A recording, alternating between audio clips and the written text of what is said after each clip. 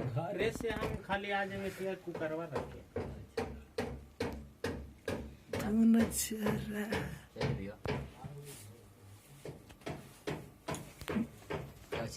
बोले कुछ। जल जाता है।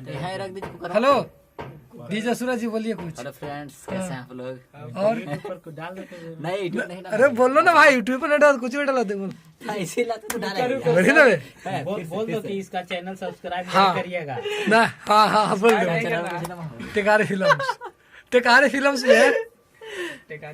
बोलिए ना। हेलो फ्रेंड्स, कैसे आप लोग? ये मेरा न्यू स्टूडियो है और पहले वाला स्टूडियो हम लोग वहाँ पे थोड़ा ओल्ड मॉडल हो गया था, इसीलिए हम लोग कुछ न्यू वर्जन में बनाए हैं। और ये मेरा वोकल रूम हो गया इधर का।